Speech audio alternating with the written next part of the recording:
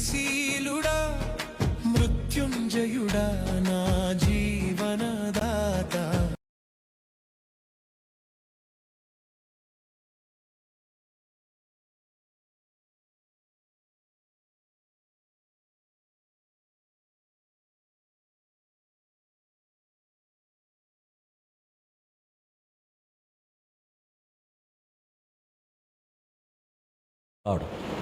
సర్వశక్తుల దేవుని నామానికి మహిమ కలుగును గాక. క్రీస్తు యేసు నామములందరికీ నా హృదయపూర్వక వందనాలు, ధన్యవాదాలు తెలియజేస్తున్నాను. నిజంగా ఒక శ్రేష్టకర దినములోకి మనం వచ్చాము. ఈ 2026 జూన్ మాసము చివరి వారంలో ప్రభు మనకు అవకాశం ఇచ్చాడు. మనందరూ ఒకసారి చినబడుకొని ఈ మొదటి ప్రత్యేక సమయంలో తండ్రైన దేవుని ఘనపరుస్తాన్ని కవిగలేకి వెళదాం. నమ్మదగిన దేవుడు మన పక్షమై తన కార్యము చేటుకు సిద్ధంగా ఉన్నాడు. ఉన్న స్థలంలో ఉన్న పాటన తండ్రిని దేవునికి కృతజ్ఞతాపూర్వకంగా ఆరాధించుట కొరకు సిద్ధపడదాం. నీ కృపాతిశయమును అనునిత్యము, అందరూ కలిసి నీ కృపాతిశయమును అనునిత్యము నీ కీర్తించెదా తరతరము.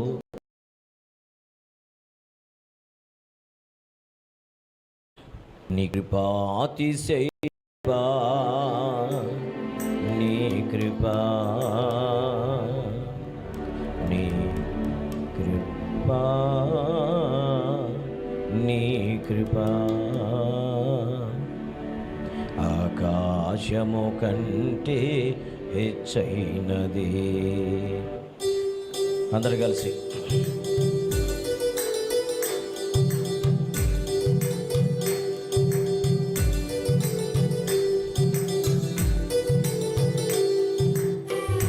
స్తోత్రం. పరిపూర్ణ హృదయముతో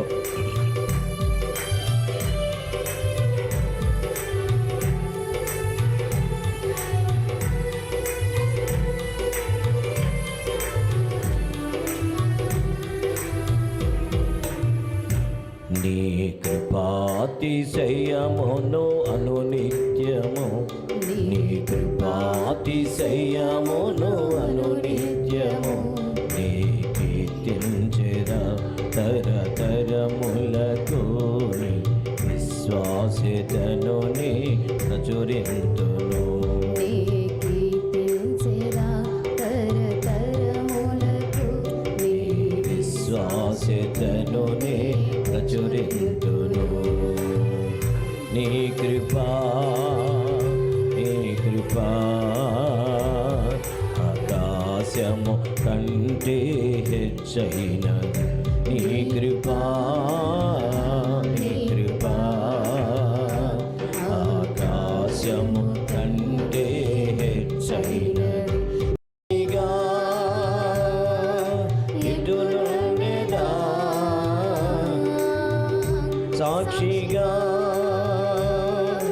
ప్రచురించగా దివాస వరకు నీ చేరే వరకు, నా తుది శ్వాస వరకు నీ చెంత చేరే వరకు. నీ కృపాతిశయమును అనునిత్యము, నీ కృపాతిశయమును అనునిత్యము నీ కీర్తించెదా తరతరములకు. నీ విశ్వాస్యతను నీ ప్రచురించెదా. స్తోత్రం. ఆరాధిద్దాం.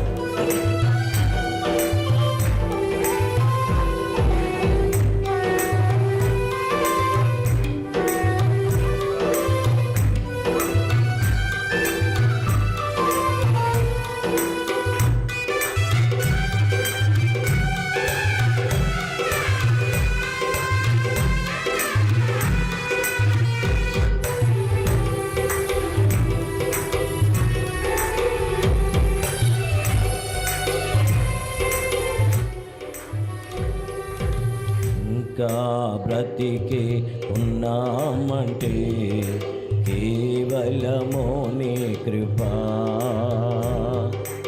ఇంకా సేవలో ఉన్నామంటే కేవలము నీ కృప. ఇంకా బ్రతికి ఉన్నామంటే కేవలము నీ కృప. ఇంకా సేవలో ఉన్నామంటే కేవలము నీ కృప. ఏ మంచితనము లేకున్ననో, ఏ మంచితనము లేకున్నను కొనసాగించినది నీ కృప. నిలబెట్టుచున్నది నీ కృప, నీ కృప, నీ కృప. ఆకాశము కంటే హెచ్చైనది నీ కృప, నీ కృప. ఆకాశము కంటే హెచ్చైనది. మౌనిగా ఎటులుండెదా, సాక్షిగా ప్రచురింపగా. మౌనిగా ఎటులుండెదా, సాక్షిగా ప్రచురింపగా.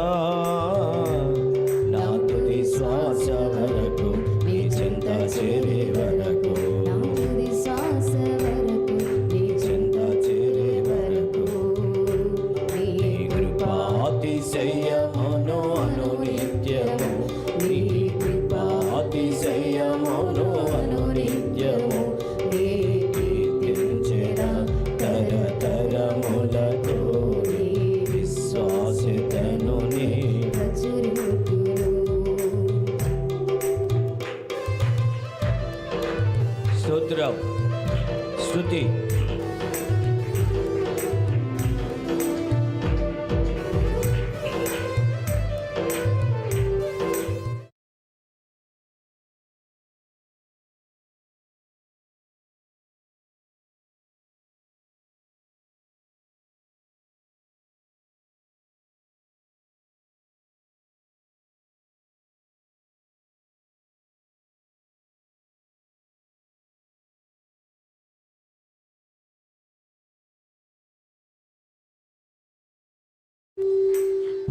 పదితరములుగా వెంటాడిన మోయాబు శాపము,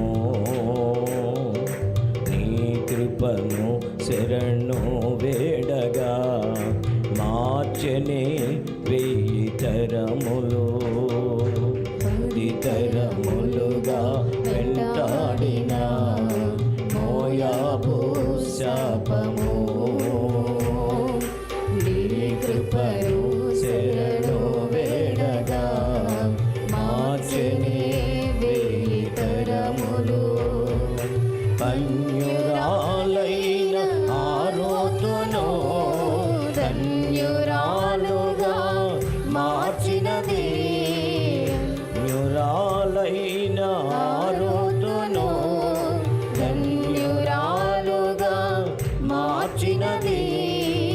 నీ కృపయే నన్ను దీవించగా, ఏ శాపము నాపై పనిచేయదు. నీ కృప, నీ కృప. ఆకాశము కంటే హెచ్చైనది నీ కృప, నీ కృప. ఆకాశము కంటే హెచ్చైనది. మౌనిగా ఎటులుండెదా, సాక్షిగా ప్రచురింపగా. తుది శ్వాస వరకు నీ చెంత చేరే వరకు, నా తుది శ్వాస వరకు నీ చెంత చేరే వరకు నీ కృపాతిశయమును అనునిత్యము, నీ కృపాతిశయమును అనునిత్యము నీ కీర్తించెదా తరతరములకు. నీ విశ్వాస్యతను నీ ప్రచురింతును.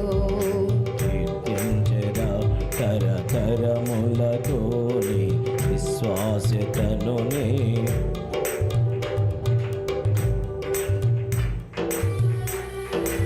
చివరి చరణం ఆరాధనతో హృదయపూర్వకంగా కృతజ్ఞత చెల్లిస్తూ ఆరాధిద్దాం.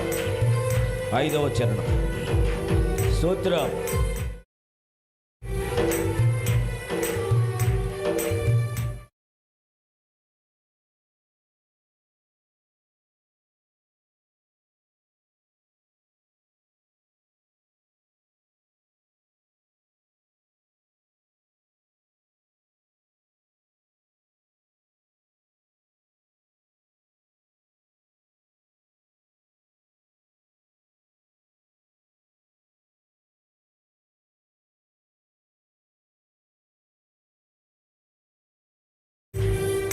ప్రియులే నన్ను విడనాడిన లోకమే నా లోకమా,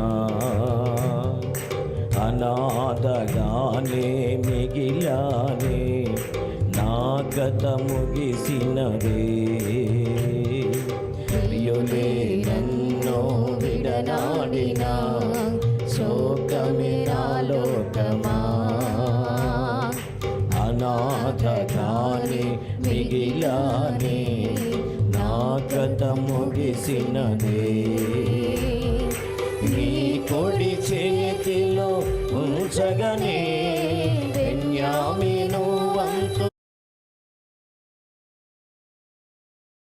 భాగ్యమో విధిరాతనే మార్చని కృపా, నీ కృపా, నీ కృపా ఆకాశము కంటే హెచ్చైనది.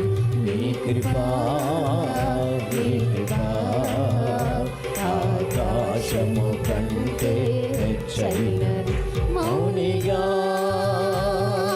ఎటులుండేదా, సాక్షిగా ప్రచురింపక నా తుది శ్వాస వరకు నీ చెంత చేరే వరకు, నా తుది శ్వాస వరకు, నా తుది శ్వాస వరకు నీ చెంత చేరే వరకు, నా తుది శ్వాస వరకు నీ చెంత చేరే వరకు.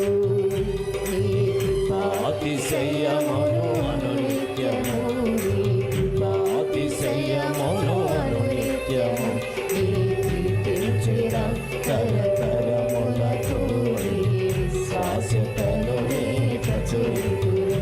నీ కీర్తించెదా తరతరములకు శాశ్వతను నీ ప్రచురింతును. నీ కృపా, నీ కృపా ఆకాశము కంటే హెచ్చైనది. నీ కృపా, నీ కృపా ఆకాశము కంటే హెచ్చైనది. మౌనిగా ఎటులుండెదా, సాక్షిగా ప్రచురించక నా తుది శ్వాస వరకు నీ చెంత చేరే వరకు, నా తుది శ్వాస వరకు నీ చెంత చేరే వరకు, నా తుది శ్వాస వరకు నీ చెంత చేరే వరకు, నా తుది శ్వాస వరకు నీ చెంత చేరే వరకు, నా తుది శ్వాస వరకు నీ వరకు. నీ కృపాతిశయమును అనునిత్యము, నీ కృపాతిశయమును అనునిత్యము నీ కీర్తించెదా తరతరములకు, నీ విశ్వాస్యతను నీ ప్రచురింతును. నీ కృపా, నీ కృపా ఆకాశము కంటే హెచ్చైనది. మౌనిగా ఇటులుండేదా, సాక్షిగా ప్రచురించగా నా తుది శ్వాస వరకు నీ చెంత చేరే వరకు, నా తుది శ్వాస వరకు నీ చెంత చేరే వరకు. నీ కృప ఆయన ఏర్పాటును బట్టి దయాపూర్వకమైన ఉద్దేశం బట్టి మీ నామాన్ని ఘనపరుస్తున్నాను తండ్రి. దిగివచ్చి బలపరచండి, ఆదరించండి, ఆశీర్వదించండి. మీరు మాత్రమే మహిమ ఘనత ప్రభావములు తెచ్చుకోమని ముందున్న కాలమును సమయము నీ కవిగిలస్తాలకు నన్ను మమ్మల్ని అప్పగిస్తూ మీ కృపను కోరుకుంటూ సర్వశక్తి కలిగిన యేసు పరిశుద్ధ నామములో అడుగుచున్నాను నా పరమ తండ్రి. Amen amen. క్రీస్తు యేసు నామములందరికీ నా హృదయపూర్వక వందనాలు. శ్రేష్ఠకర సమయంలోకి మనం వచ్చేసాం. అందరికంటే ముందుగా వచ్చిన మీ అందరికీ నా హృదయపూర్వక ధన్యవాదాలు క్రీస్తు యేసు నామములో తెలియజేస్తున్నాను. సో ఇన్ టైంలో మనము దేవునితో గడుపుట దేవుడు మనకిచ్చిన భాగ్యమని, ఇది దేవుని యొక్క కృపా దానమని, ఈరోజు బ్రతికే ప్రతి బ్రతుకు, జీవించే ప్రతి జీవితం అది దేవుని యొక్క మహోన్నతమైన దయాపూర్వకమైన ఉద్దేశమని తండ్రిని దేవుని ఘనపరుస్తున్నాను. ఆయన నామానికి మహిమ చెల్లిస్తూ ఆయన కవిగిలేకెళదాం. ఈరోజు శ్రేష్ఠకర సందేశాన్ని గతంలో నేను మీ ముందు ఈ వాక్యాన్ని ఉంచాను, కానీ చివరి భాగంలో మీకు నేను వివరించలేకపోయినాను. ప్రభుచితమైతే ఈరోజు పరిశుద్ధాత్మ దేవుడు మనకు సహాయం చేస్తే దాని గురించినటువంటి పరిపూర్ణమైన సంకల్పంలోకి, లేక దేవుడు మన ముందు ఇచ్చిన లేఖన భాగంలోకి మనము వెళదాము. దేవుడు మనను తన కృపా సన్నిధి చేత నింపి తృప్తిపరచడానికి ఆయన సిద్ధంగా ఉన్నాడు. సిద్ధపరిచిన దేవునికి కృతజ్ఞతలు చెల్లిస్తూ దాని కవిగిల్లోకి వెళదాం.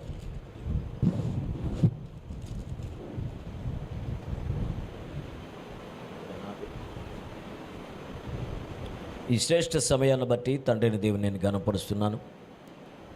ఈ సమయము దేవుడు మనకు అనుగ్రహించినటువంటి సమయం. ఒకసారి మీ ముందు పరిశుద్ధ లేఖన భాగాల్లోనికి వెళదాము. ఋతు గ్రంథం 4వ అధ్యాయం 11 నుంచి 13 వరకున్న సందర్భాన్ని అందరము కలిసి చదువుకున్నాం. ఋతు గ్రంథము 4వ అధ్యాయం 11 నుంచి చదువుకున్నాం. అందుకు పురద్వారమున ఉండిన ప్రజలందరూ పెద్దలను మేము సాక్షులము.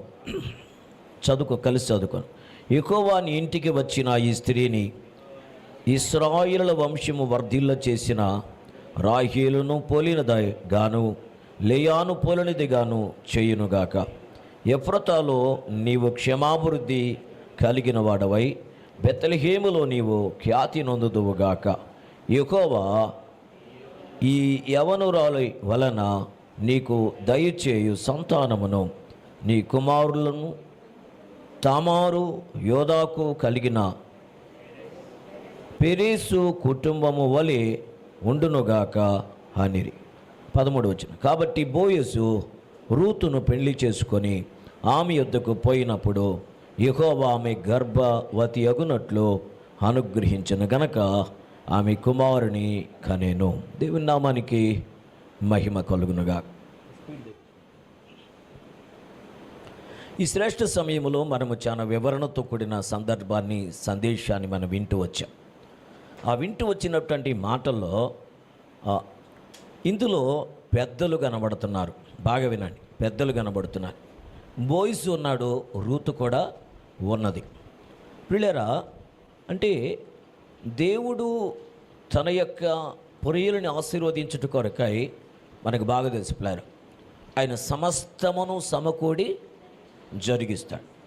సమస్తమును సమకూడి జరిగిస్తాడు అనుకున్నప్పుడు మనం గ్రహించాలి, అన్ని మేలులే ఉండవు, కీడు కూడా ఉంటాం.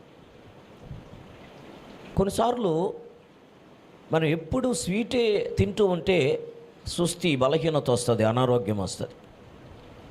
చేదు కూడా అప్పుడప్పుడు దేవుడు అనుమతిస్తాడు. ఆ కోణములోనే యోబు చేదును అనుభవించాడు.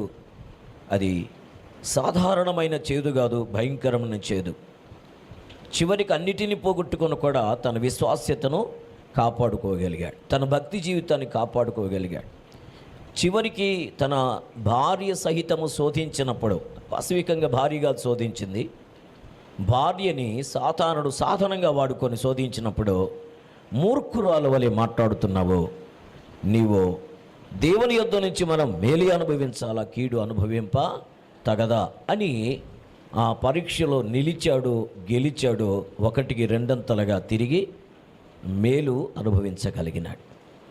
సో అంతేకాదు ప్లారా, యోసేపు 1-2 సంవత్సరాలు కాదు, 13 సంవత్సరాల సుదీర్ఘ శ్రమ, బానిస బ్రతకవలసిన పరిస్థితి, తమ భాష కాని ప్రాంతములు, తమ తల్లిదండ్రులు అన్నదమ్ములు లేని ప్రాంతములు, ద్విభాషిగా ఉంటూ తను పరీక్షించబడి పరీక్షలు గెలిచాడు, నిలిచాడు, ప్రెజెంట్ ప్రైమ్ మినిస్టర్గా మార్చబడిపోయినాడు. వాస్తవికంగా ఆ శ్రమ, ఇబ్బంది అని కొలిమికి కానీ యోసేపు అప్పగించబడి ఉండకపోతే దేవుడు ఉద్దేశించిన ఉద్దేశం భంగమైపోయింది. అందుకే నేను అంటాడు, మీరు నాకు కీడు చేయి ఉద్దేశించిద్దరు, కానీ దేవుడు ఇంతమందికి ఈ సమయంలో ఆహారము సమృద్ధిగా ఇచ్చినట్లుగా లేక పోషించినట్లుగా అది దేవుడి మేలు కొరకే ఉంచాడట. అంటే ప్రతి కీడు నేను మేలు కొరకే అని చెప్పను. కొన్నిసార్లు మన స్వయంకృత అపరాధం వల్ల కూడా కీడులో పడతాం. సేవకులు చెబుతున్నాడు కానీ అది దేవుడు రెండంతల మేలుకే అని మాత్రం అనుకోవద్దు. మనం కీడు చేస్తే కీడు అనుమతించబడతారు. మరి నీతిమంతుడమై యథార్థతలో ఉండి కూడా కీడులో ఉంటే మనం ఆలోచించాలి. అది మన మనస్సాక్షి గురించి ఈ 2257వ వారంలో దేవుడు మనతో మాట్లాడాడు పిల్లలు. కాబట్టి మన జీవితంలో ఈ కాన్షియస్ ఉంది కదండి, ఒక మనస్సాక్షి అనేది. ఆ మనస్సాక్షి శుద్ధీకరించబడినదైతే, నీతిని యథార్థతను సత్యమును అనుసరించేదైతే, అలా అనుసరిస్తూ కూడా శ్రమ అనేటువంటి ఇబ్బంది అనేటువంటి కొలిమిలో ఉంటే దానికి నువ్వు చేయవలసిన ఒకే ఒక నిర్ణయం, ఇది దేవుడి అనుమతించిన శ్రమ. దేవుడు అనుమతించాడు గనక నా జీవితం శుద్ధ సువర్ణంగా మార్చబడబోతాను. ఒకటికి 100 కాదు 1000 కూడా ఇవ్వడానికి దేవుడు సమర్థుడు. ఆయనకు అసాధ్యమనేది ఏది లేదు అని గ్రహించగలగాలి. అయితే ఇలాంటి సమయంలో మరి శ్రమ, ఇబ్బంది, మూడుబారిపోయిన జీవితం, శాపగ్రస్తమైన జీవితం, భర్తను కోల్పోయి తన యజమానిని కోల్పోయి ఎందుకు కొరగాని రిక్తురాలుగా మారిపోయిన జీవితం శాపగ్రస్తమైనది కాదు, చేదైన పరిస్థితి. ఆ స్థితిని మార్చిన దేవుడు పెద్దలు వారిని వర్ణిస్తూ అంటున్నాడు. ఎవరితో పోలుస్తున్నా అంటే దేవుని బిళ్ళ రూతుని గురించి వర్ణిస్తూ రాహేలును లేయాను పోలినదిగా అంటున్నాడు. ఇంతకీ రాహేలు ఎవరు అంటే అన్య స్త్రీ, లేయా ఎవరు అంటే ఆమె కూడా అన్య స్త్రీ. ఈ రూతు ఎవరు, వారితో ఎందుకు పోలుస్తున్నాడు అని గురించి కొంత వివరణ మనం విన్నాం పిల్లలు.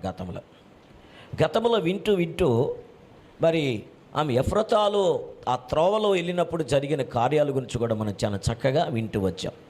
చివరిలో ఒక చక్కటి మాట మీ కళ్ళ ముందు పెట్టి, దేవుని బిళ్ళరా ఆ తర్వాత బెత్లెహేములో జరిగిన కార్యములలో మరి ఆ తర్వాత కనినటువంటి సంతానమును బట్టి మీతో మాట్లాడుతూ వచ్చా.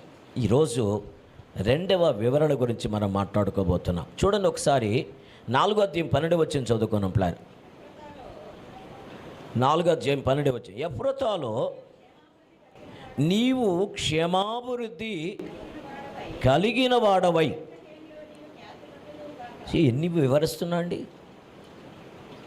ఎఫ్రతాలో అని ఆరంభించి బెత్లెహేములో నీవు ఖ్యాతి నొందుదువుగాక, యెహోవా ఈ యవ్వనురాలు వలన నీకు దయచేయి సంతానమును, నీ కుటుంబమును, అక్కడి నుంచి అండలం చేసుకో, నీ కుటుంబమును తామారు యోధాకును కనిన పెరేసును పోలియుండును.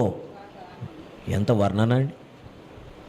ఇంతకీ ఎవరి మాట మాట్లాడిందంటే ఆ పురద్వారం దగ్గర కూర్చున్న పెద్దలు ఏమి ఎరిగి ఉన్నారు అంటే లేఖనములు ఎరిగినవారు, చరిత్రను బాగుగా అవగాహన కలిగినవారు. ఓ మాట చెప్పాలంటే అవపాసము పట్టినటువంటి వారు. ఈరోజు సంఘము ఎరగవలసిన సత్యం ఏంటంటే వాక్యమును బాగా ఎరిగినదై ఉండాలి. ప్రతి విశ్వాసి వాక్యమును మంచిగా ఎరిగినటువంటి వారు ఎరగాలి అంటే మొదట చదవాలి. చదవడమే కాదు, దాని గురించిన అవగాహన ఉండాలి, దాని గురించినటువంటి ధ్యానం ఉండాలి. ఈరోజు అట్టి ధ్యానము లేకనే అనేక మంది శ్రమ కలగ్గానే కరిగిపోతున్నారు, ఇబ్బంది కలుగ్గానే కరిగిపోతున్నారు. ఓ చిన్న ఇబ్బందికే జారిపోతున్నారు, ఓడిపోతున్నారు, మందిరానికి కూడా సహవాసాన్ని కూడా రాలేక పరిస్థితులు ఉంటున్నారు. ఒకవేళ సహవాసంకి వస్తే అన్ని క్రమశిక్షణలోకి రావాలి, సహవాసంకి వస్తే గద్దింపులు ఉంటాయి, సహవాసంకి వస్తే సరిచేయబడాలి. మందిరము లోపలికి వస్తే అనేకమైన దిద్దుబాట్లు మరి పరిస్థితులు వస్తాయి. ఈ దిద్దుబాటుల్లో కొంత నష్టపోతాం, కొంత కోరికలను త్యజించాలి, కొంత ఇష్టాలని త్యాగం చేయాలి. మరి ఇష్టాన్ని కోరికలను పక్కన పెట్టుకోలేక దేవుని మందిరానికి వెలుపలని అసలు సహవాసానికి రాకుండా అనేక మంది ఆగిపోతున్నారు. మరి వస్తున్న మనము కూడా ఈ సత్యమేమిటో ఎరుగక, వాక్యాన్ని వాక్యంగా అర్థం చేసుకోలేక, వాక్యముని వెనక కొంతమంది మందిరములను ఉంటారండి, కానీ ఉంటున్నది బాడీ మాత్రమే, శరీరం మాత్రమే, కానీ మనసు ఎక్కడో ఉంటుంది, చెవులు ఎక్కడో ఉంటాయి. కారణం ఏంటంటే వింటే ఎక్కడ మారాల్సి వస్తుందో, మారిపోతే ఎక్కడ నా కోరిక ఉద్దేశ్యం భంగమైపోద్దేమో, నా ఉద్దేశ్యము నా సుఖము నేను ఎక్కడ పోగొట్టుకుంటానేమో. ఈ వయసులో కాకపోతే ఏ వయసులో సంతోషించాలి? ఇప్పుడు తినగలిగిన వయసులో తినకుండా పోతే, అనుభవించవలసిన సమయంలో అనుభవాలు పక్కన పెడితే, ఆ తర్వాత నేను వయసు అయిపోయిన తర్వాత నేను అనుభవించాలి అనుకున్నది అనుభవించలేక నన్ను నేనే శాపనార్థం పెట్టుకోవాలనుకుంటున్నారు చాలామంది. కానీ వాస్తవం అది కాదు. అసలు శాపం ఏంటంటే చేయకూడనిది చేస్తూ ఇదే సత్యం అనుకోవడం. త్రావు ఇవ్వని చేయకూడని కార్యాలకు తావిస్తూ, దేవుని ఇష్టమలేని కార్యములకు తావిస్తూ మనం సుఖము అనుకుంటున్నాం. అదే భ్రమ. అదే మన జీవితమును శాపగ్రస్తంగా చేస్తున్నది. సుఖము అనుకుంటున్నటువంటి వాటిలో శాపమున్నదని సత్యాన్ని మనం గ్రహించలేకపోతున్నాం. స్వచిత్తము, స్వప్రయోజనము, సొంత సుఖాన్నిచ్చి కోరుకుంటూ జీవితాన్ని శాపగ్రస్తంగా మార్చివేసుకుంటున్నాం.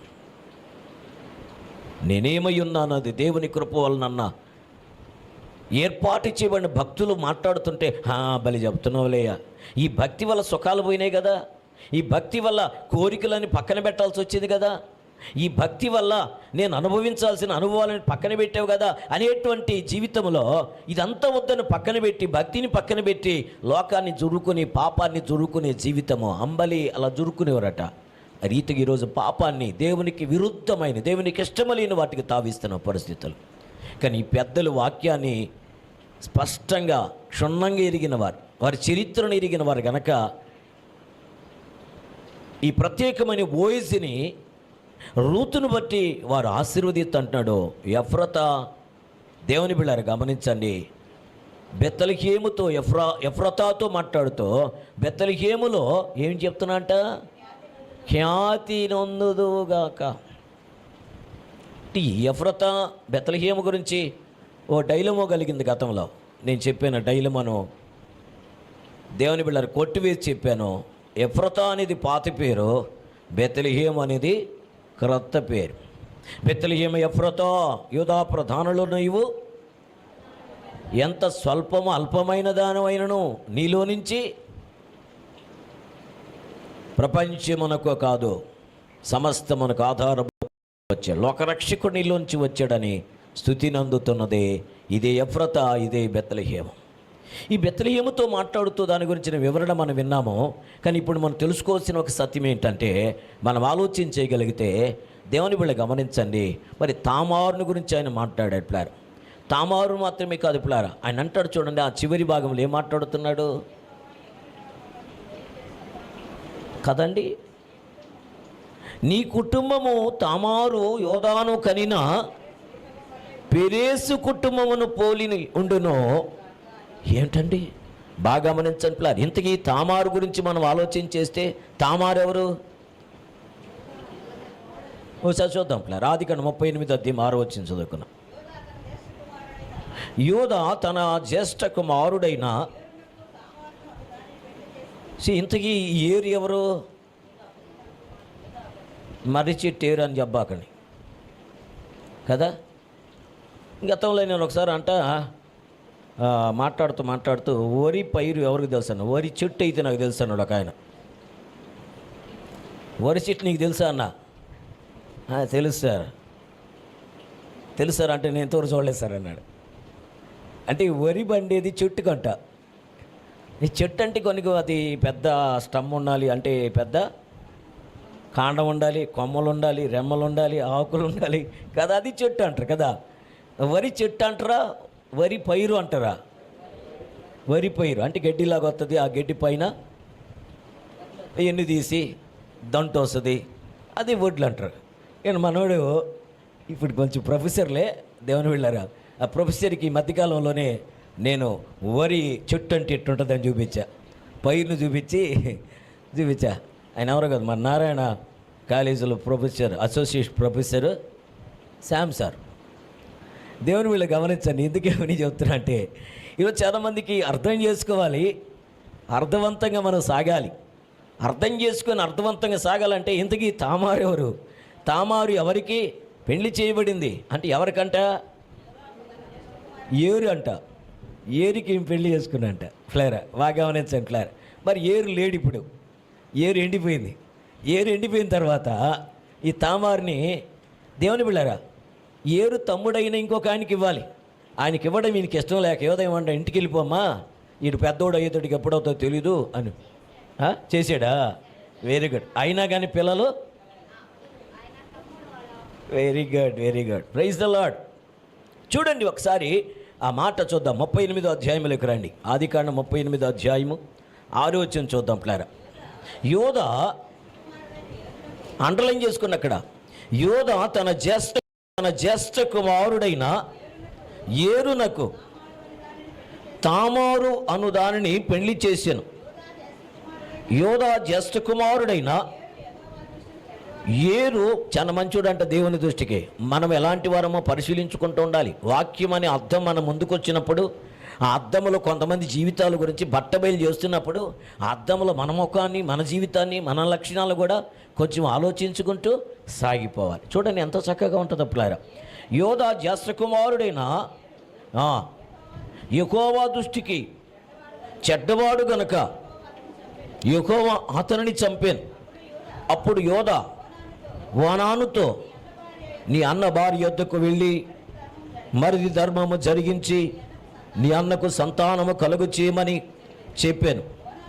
ఓనాను ఆ సంతానము చూశారని నాది ఎలా అవుతుంది? అది యోధ సంప్రదాయం ఏంటంటే, పెద్దవాడు చేసుకోకొని పిల్లలు లేకుండా చనిపోతే ఆ పెద్దవాడి నిమిత్తమై రెండేవాడు ఆ కార్యము చేసి కలిగిన సంతానము పెద్దవాని సంతానంగా పిలిపించబడాలి. వీడికి కొంచెం ఆలోచన వచ్చింది, మరి ఇది మంచిదేమో కాదేమో, నా సంతానం కాదు ఇది, నా సంతానమును పెద్దవాని సంతానం చెప్పటం ఏంటి అనుకొని ఆయన ఏం చేస్తాడు చూద్దాం ప్లారా. ఓనాను ఆ సంతానము తనది కానేరదని ఎరిగి ఆమెతో పోయినప్పుడు చూసిన తర్వాత కొన్ని విషయాలు ఇక్కడ చదువుకోండి ఇంటికెళ్ళి. కానీ సందర్భం నేను చెప్తున్న సత్యం ఏంటంటే, ఇతడు చేసినది దైవ చిత్తమునకు అనుకూలంగా లేదు ప్లేరా. 9వ వచనంలో కానీ గమనించినట్లయితే మరి దేవుని యొక్క సంకల్పానికి, దేవుని చిత్తానికి దూరమైన కార్యాలు జరిగాయి ప్లేరా. అంత మాత్రమే గది ప్లేరా. మరి ఇదే అధ్యాయంలో 29వ వచనంకి వస్తే కనబడి, అతడు తన చెయ్యి వెనుకను తీసినప్పుడు అతని సహోదరుడు బయటికి వచ్చాను. వచ్చితివి అని అంటే దీన్ని అర్థం చేసుకుని, తామారు యొక్క ఆ గర్భములో ఇప్పుడు ఎంతమంది ఉన్నారు? 2 ఉన్నారు. ఈ విషయాన్ని మనం గమనించాలి ప్లారా. తామారు గర్భములోంచి చీల్చుకొని తల్లి యొక్క వడిలో నుంచి ఈ భూమి దేవుని బిళ్ళారా అలా చేయబెట్టాడంట, నేను వచ్చేస్తున్నాను బయటికని. మొదటి వాడికి ఓ దారం కట్టింది ప్లారా, ఓ దారం కట్టింది కాన్పు చేసేటువంటి ఆ తల్లి. వెంటనే దేవుని బిళ్ళ వెనకాలోడు ఏం చేస్తా అంటే, నువ్వు ఎక్కడెక్కడ పోయేదని లాగేసి వెనకాలోడు బయటకు వచ్చేసినాడు. మనకు ఇప్పుడు దాకా తెలిసిన చరిత్ర ఏంటి? ఇసాకునకు యాకోబు ఏసావులు ఉన్నారు. మొదటివాడు రెండోవాడు. మొదటివాడు ఎలా వచ్చాడట? రోమములు కలిగి వెలుపులకు వచ్చాడు. రెండేవాడు మడింపట్టుకొని వచ్చాడు కాబట్టి రోమములు కలిగిన వాడు కనుక అతనికి ఏసావు అని పేరు పెట్టాడు.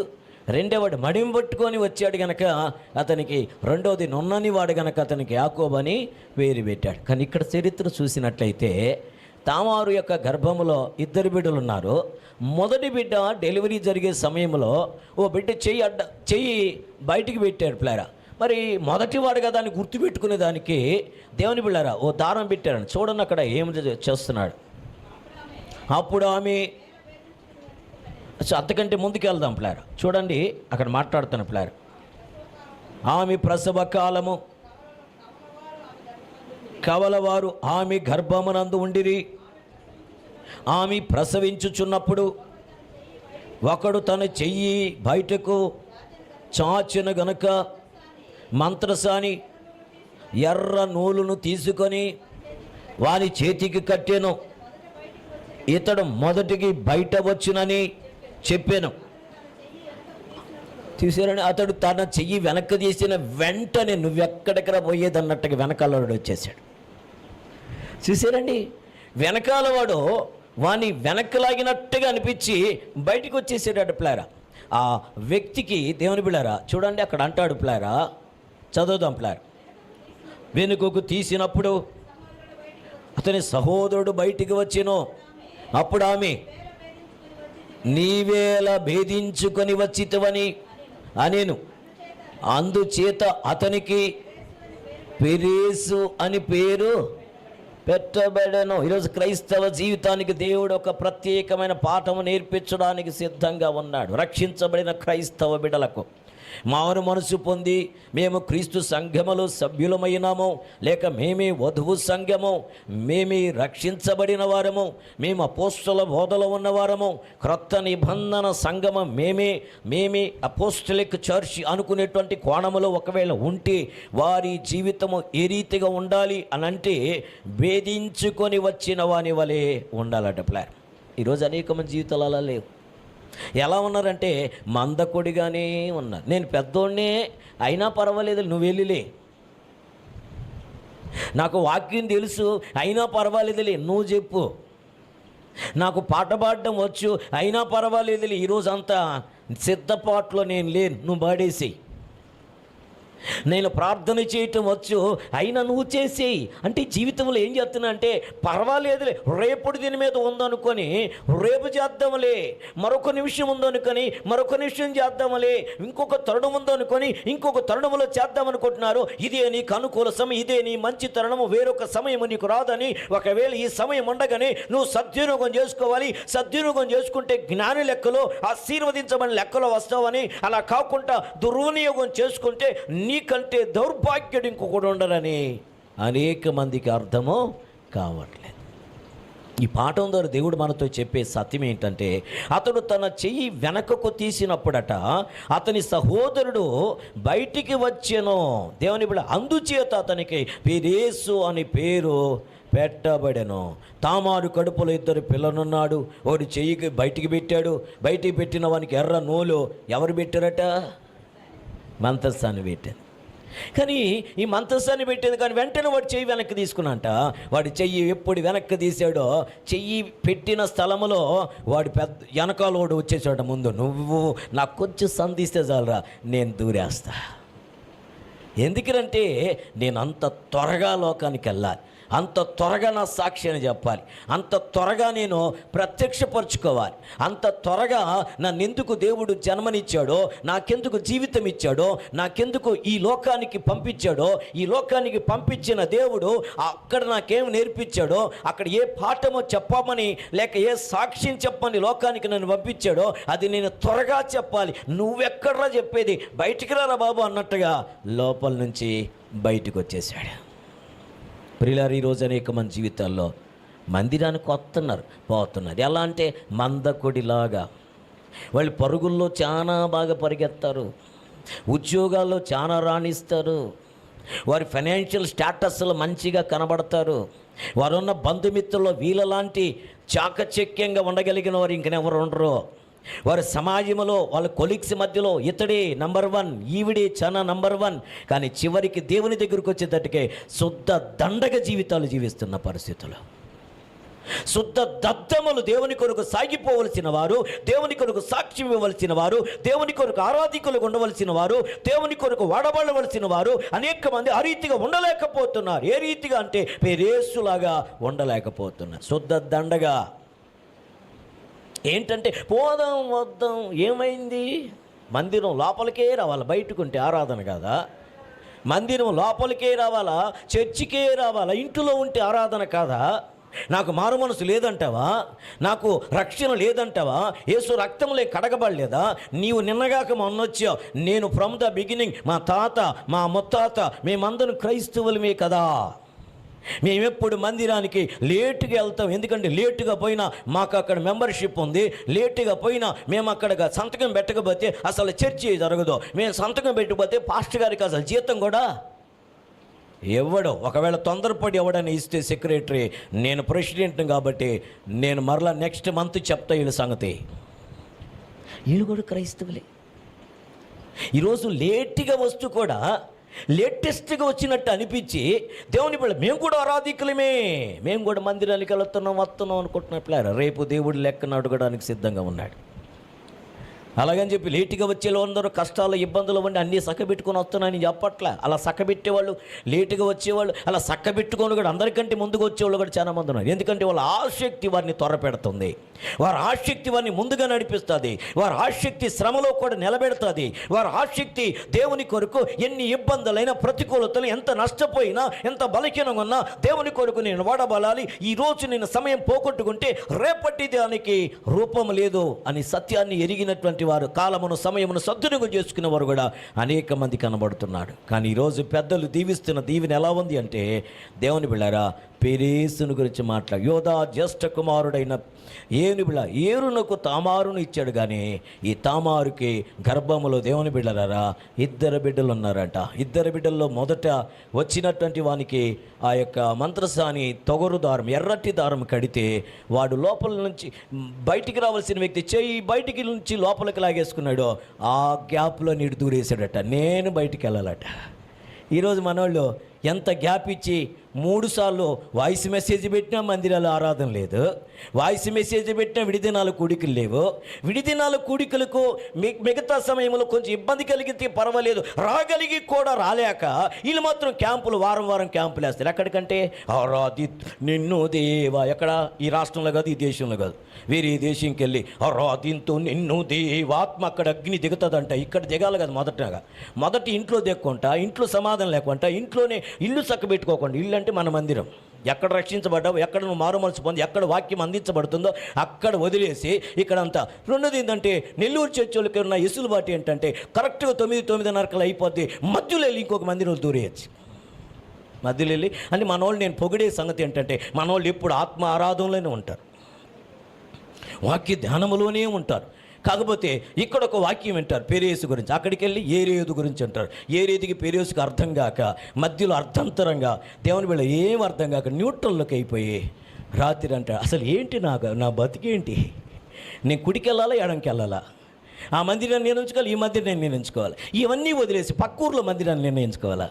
టోటల్గా వెళ్ళి ఏ మందిరాన్ని కాకుండా రెంటికి కానీ రేవడి వంటి జీవితము, ఏ గూటికి చెందకుండా చివరి గూడు చెదిరిపోయిన తర్వాత ఏ గూటి వారికి ఏం చెప్పాలో అర్థం కాక అర్ధంతరంగా ఎవడు వీళ్ళ జీవితాలను సకబెడతాడో, ఎవరు ఉద్ధరిస్తారో, ఎవరు ఓదారుస్తారో తెలియకుండా ఈరోజు అనేక మంది జీవితాలు అర్ధంతరంగా ఆధ్యాత్మిక జీవితాన్ని నాశనము చేసుకుంటున్నారండి. అందరి వాళ్ళు కానీ చివరికి నీకు అందించేవాడు ఎవడు కనబడ్డు అక్కడో. సత్య సంబంధమైన వాక్యములో మీరు వినండి. ఎందుకు ఇవన్నీ చెప్పడానికి ఇష్టపడుతున్నా అంటే, పరిశుద్ధ దేవుడు నీతో నాతో మాట్లాడుతున్నావు శ్రేష్టకరమైన మాట పిల్లారా. కారణం ఏమిటి అంటే, ఈ యొక్క అతని పేరట పెరేసు అంటే అర్థం ఏంటంటే దూసుకు ముందుకు వచ్చువాడు. ఎవరంటండి? దూసుకొని ముందుకు వచ్చువాడట. ఇప్పుడు చదువుకున్నామని, ఇదే 4వ అధ్యాయం ఋతు గ్రంథం 10 నుంచి చూడండి. పోయినసారి చదువుకున్నాం ప్లాన్. మరియు చనిపోయిన వారి పేరట స్వాస్థ్యమును స్థిరపరచునట్లును చనిపోయిన యొక్క వాని యొక్క పేరు అతని సహోదరుల నుండి అతని స్థలము యొక్క ద్వారము నుండి కొట్టివేయబడక ఉండునట్లును నేను మహలోను భార్య అయిన రూతును అను మోయాబురాలు సంపాదించుకొని పెండ్లి చేసుకొనుచున్నాను. దేవునికి స్తోత్రం కలుగునుగాక. హల్లెలూయా. సత్యాన్ని గ్రహించండి ప్లారా. ఈరోజు ఆయన మాట్లాడుతున్న మాట కాబట్టి అన్నీ చెప్తూ చివరు అంటాడు, మీరు ఏదైనా మన అయిన రూతును సంపాదించుకొని పెళ్లి చేసుకొని వచ్చున్నాను కనుక మీరు నాకు సాక్షులై ఉన్నారు. ఇంతకీ ఈ మహలోను భార్య అయిన రూతు ఎవరు అంటే అన్యురాలు. ఇప్పుడు నేను సంఘాన్ని వర్ణించడానికి ఇష్టపడతాను. ఈరోజు మేము అన్యులం కాదండి, మేము ధన్యులమి అన్నటువంటి వారు ఇప్పుడు కాదు, ఒకప్పుడు అన్నవారు ఎవరైనా ఇక్కడ కానీ ఉంటే, ఈ వార్త వింటున్న వారు ఎవరైనా ఉంటే మీరు చేయి పైకి ఎత్తచ్చు. మేము అన్యులం కాదండి, మేము అసలు పూర్తిగా డైరెక్ట్గా యూదులమే మేము అన్నటువంటి వారు ఎవరైనా ఉంటే, మేము పూర్తిగా రక్షించబడిపోయినాము యేసు రక్తంలోనే కాదు, అప్పటి నుంచి మేము from the beginning of our birth, అంటే మా జీవితంలో పుట్టుక నుంచే మేము మరి దేవుని చేత పవిత్రపరచబడిన వారు అనుకుంటే లేఖనాలు చెప్పొద్దండి.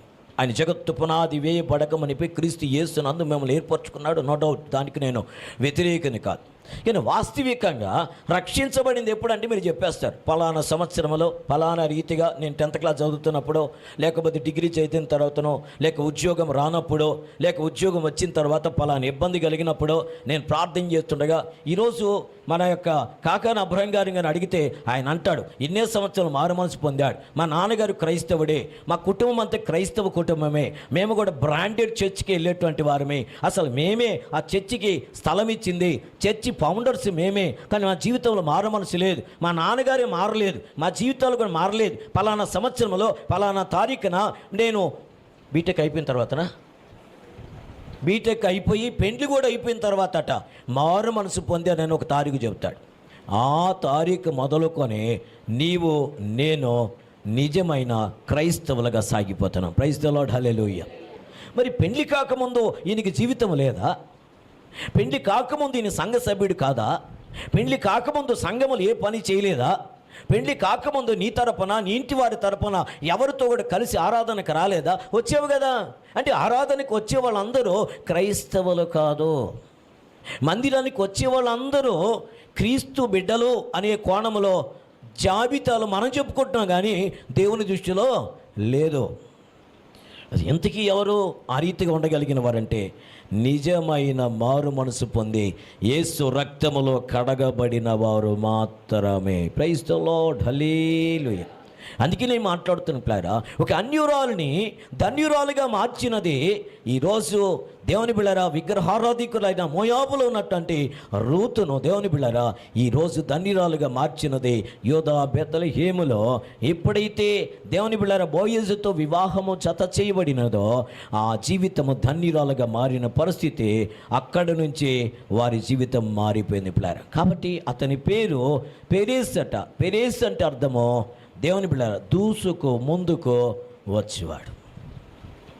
చాలామంది అన్యులు కూడా ఎలా ఉంటానంటే, మేము రక్షించబడిపోయినామండి, రక్షించబడేటప్పుడు మా ఇబ్బందులు కష్టాలు అంతా ఇంతేం కాదు, కానీ పడ్డాము, మా విడుదల పొందాము, మా అసమాధానం నుంచి విడుదల పొందాం, మా ఇంటి వారందరూ ఖచ్చితంగా మగవాళ్ళందరూ చచ్చిపోతున్నారు, యేసుప్రభు నమ్ముకోకపోతే కుదరదు అనుకొని ఈ నాయుడు, రెడ్డి సంబంధించిన అన్ని కుటుంబాల నుంచి కొన్ని బ్రాహ్మణ కుటుంబాలకు రక్షణలకు వస్తారు. కానీ వచ్చిన తర్వాత వాళ్ళ కులము కొంచెం ఇబ్బంది పెట్టగానే, వాళ్ళ నాయకులు కొంచెం ఇబ్బంది పెట్టగానే, వారి యొక్క సంబంధించినటువంటి వారు రక్షణలోకి రాలేదట. ఈ మధ్యకాలంలో దేవుని బిళ్ళ గమనించ సహోదరుడు నా దగ్గరికి వచ్చాడు.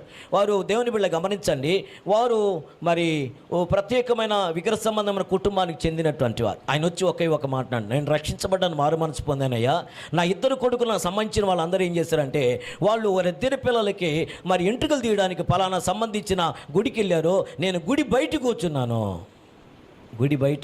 కూర్చున్నాను. మరి నేను ఆ ఇంటికి పెద్ద, నేను ఆ ఇంటికి యజమాని, కానీ అందరూ బంధువులందరూ వచ్చి ఆయనేం అక్కడ కూర్చున్నా అంటే ఆయన రాళ్లే అంతే. ఆయన నేనైతే బయటే కూర్చున్నానయ్యా, మా వాళ్ళందరూ లోపలికి పోయినారు, మరి ఆ గుడి లోపలికి వెళ్ళి మరి ఆ పొట్టేళ్ళను కోచి విందు చేసుకుంటా ఉంటే ఆయన అన్నాను కానీ రాడంటే అసలు ఆయన రాళ్లే, ఆయనతో మనం మాట్లాడొద్దులే అనుకుంటూ ఉన్నారయ్యా. నా కడుపు మంట వచ్చేసింది, నాకు వేదన అనిపించేసింది, నా కులము నన్ను రక్షించలేదు, నా కులము నా పాపం బంధకాల నుంచి విడుదల కలిగించలేదు, నాకు అర్థమవుతుంది. నాకెందుకో అక్కడ లోపలికి పోవడానికి మనసు ఒప్పుకోవట్లేదు. నా సొంత కొడుకులే, నా గర్భవాసంలో పుట్టిన పెద్దోడు, చిన్నోడు, నాకు సంబంధించిన అప్పజలు, నాకు సంబంధించిన రక్త సంబంధికులే అక్కడంతా వాళ్ళు విగ్రహారాధన చేస్తుంటే, గుడి లోపలికి వెళ్తుంటే ఆ వాసన నాకేదో కడుపు మంట అనిపించింది. నేను ఎక్కడ బయట కూర్చున్నానో అక్కడే మోకరించిన మట్టిలో చేతులెత్తి ప్రార్థన చేస్తే ఒకసారి జ్ఞాపకం చేసుకున్న బిడ్డలని. కానీ నేను చేసిన పని ఏంటంటే లోపలికి వెళ్ళ నాకు మనసు రావట్లేదు. కానీ వాళ్ళందరూ అడిగిన వాళ్ళందరికీ చెప్తున్నారు, ఆయన అంతేలే, ఆయన లోపలికి రాళ్లే, ఆయన తినాళ్లే అని నన్ను బయట పెట్టేసి అందరూ తిన్నారు, కానీ నేనేం తినలేదు. కానీ మరుసటి రోజు నాకు ఆత్మదేవుడు చెప్పాడు, మొదట నా పరిచర్య చేయి, మొదట నా కొరకు సాగిపో అని చెప్పాడు. కానీ నేనేం చేశానంటే నా ఇంటిని నాకు సంబంధించిన వాళ్ళని వదిలేసి నేను పలానా దగ్గరికి వెళ్ళాను. అక్కడికి వెళ్ళి సేవకులతో కలిసి సువార్త చేస్తా ఉన్నాను. ఇంతలోపు నా పెద్ద కొడుకు కడుపు నొప్పి ఎక్కువైపోయింది. వాడికి అప్పటి నుంచో కడుపు నొప్పి ఉంది. రకరకాల వైద్యుల దగ్గరికి వెళ్ళారు, వాడని మెడిసిన్ లేదు, డాక్టర్లు సర్జరీ అంటున్నారు, ఏమేమంటున్నారు. నేనైతే అక్కడ సువార్తలో సేవకులతో సాగిపోతాను. అందరూ నాకు ఫోన్ చేసి, నీకు కొంచెమైనా బుద్ధి ఉందా, కొంచెమైనా జ్ఞానం ఉందా, పెద్దోడి కట్టు జబ్బు చేసేసి కడుపు నొప్పి వచ్చి డాక్టర్లు అంటారు సర్జరీ చేయాలి, ఆపరేషన్ చేయాలంటున్నావు, అక్కడికి వెళ్ళిపోయినావు అంటే ఆయన అనుకున్నా అంట, నేను ఇక్కడ ఇంకా దూరంగా ఉంటే నన్ను ఇంకేమని అనుకుంటానని ఇంటికి వచ్చాను. కానీ నా మనస్సాక్షి ఏదో అనిపించింది. ఒక రాత్రి మా తమ్ముడి దగ్గరికి వెళ్ళా, నా కొడుకు నాకు సంబంధించినటువంటి మరి ఆ చెల్లెలు అప్పజేల దగ్గరికి వెళ్ళా. వాళ్ళతో ఒక మాట అన్న, అమ్మ నీ కష్టాలు తీరాలా లేక నీ కులం కావాలా, పరలోకంకి వెళ్ళాలా లేకపోతే నీకు కులం కావాలా, నీ వారు కావాలంటే వెంటనే మరి వాళ్ళు ఒక నిర్ణయంకి వచ్చేసారు. చివరికి నా కొడుకు రేపు మరుసటి రోజు హాస్పిటల్కి తీసుకెళ్ళాలి. హాస్పిటల్కి తీసుకెళ్ళే ముందు నేను ఒక మాట అన్నా. ఏంటి ఆ మాట అంటే, రే నువ్వు ఒకసారి పాస్టర్ దగ్గరికి రా, ఒక్కసారి రా. మన కులం ఏంటి, మన గోత్రం ఏంటి, మన పేరేంటి అని చెప్పి అన్నాడు. నేను అన్నవరే కులం గోత్రం మనం రక్షించరా, కులం గోత్రం నిన్ను రోగం నుంచి నయం చేయలేదు. ఇప్పుడు నేను తీసుకెళ్ళి ఒకవేళ ఆపరేషన్ చేసినా మరలా ఏదన్నా వస్తుందేమో, కానీ దేవుడు అనుకుంటే ఏదేం చేసేస్తాడు రా. నా మాటేనరా, నేను వచ్చి ప్రార్థన చేసుకుని బాగైపోతే నేను దేవుడిని నమ్ముకుంటా అప్పటి నుంచి అన్నాడు. నువ్వు ఒకసారి రారా. నేను ప్రార్థన చేశాను. మొదటిసారిగా నేను మనబల్ చర్చికి తీసుకొచ్చాను. మొదటిసారిగా చర్చికి బయట మేము నిలబడుకుంటే మీరు వచ్చి ప్రార్థన చేసి కొబ్బరి నూనె ప్రార్థన చేశారు. ఆ రోజు నుంచి మరలా తిరిగి కడుపు నొప్పి రాలేదండి. దేవుని స్తోత్రం కలుగును గాక.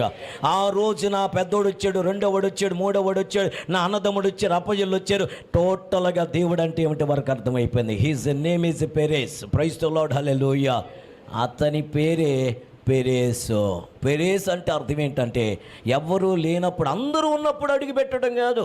నేను కూడా క్రైస్తవుడిని, నేను కూడా ఆరాధికుడిని, నేను కూడా మందిరానికి వెళ్తా, నేను మా తాతగారు క్రైస్తవులు, మా నాన్నగారు క్రైస్తవులు, మా అమ్మ క్రైస్తవురాలు, నేను కూడా క్రైస్తవురాలను, కాకపోతే మందిరానికి ఇన్ టైంలో వస్తాం లేదు, కానీ ఖచ్చితంగా మందిరానికి పోతాం. ఈయన కూడా క్రైస్తవుడే.